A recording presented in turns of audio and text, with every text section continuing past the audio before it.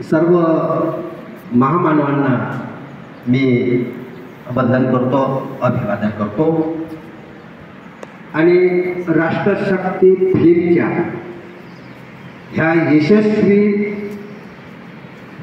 मैदानाला आता कोणीही रोखणार नाही।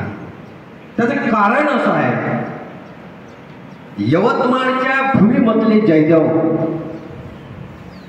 आमचे उत्कृष्ट कलाकार, त्यावेळेस त्यांचा तो दबदबा, मी लहान होतो आणि जयदेवचं नाव ऐकल्यावर रमेशजी अग्रवाल हे नाव एखाद्या ताऱ्याप्रमाणे चमकावयास लागले आणि तिथपासून या विदर्भाची शान आता वाढत गेलेली आहे। दादाने आताच फिल्मच्या आपल्या कलेच्या माध्यमातून नागराजजी मंजुळे साहेबांचं नाव घेतलेलं आहे। सर्वसामान्य कुटुंबामध्ये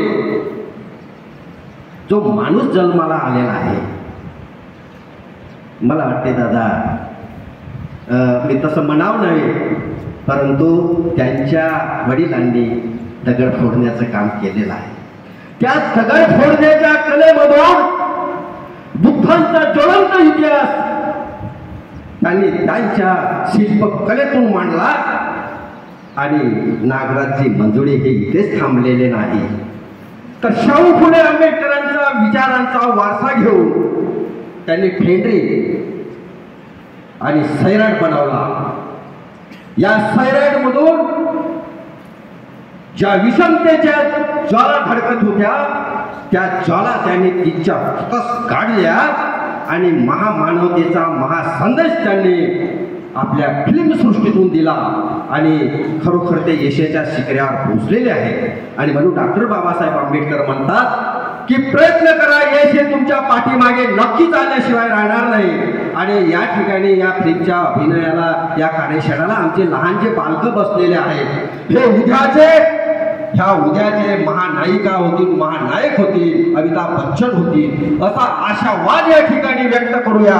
कारण या घडामोडी मागे आमचे रविभाऊ आहेत, अतुल भाऊ आहेत, आमच्या मॅक्सिनच्या मॅनेजर शोभान मॅडम आहेत, त्या हिरोईन आमच्या चौहान मॅडम आहेत, पुन्हा काळे सर आहे, आपल्या गीताच्या माध्यमातून डॉक्टर साहेब आहेत, आमचे येवंदे साहेब आहेत। या सर्वांच्या मार्गदर्शनाखाली यवतमाळचा आता हा दबदबा कायम असू द्या आणि तो होणार आहे।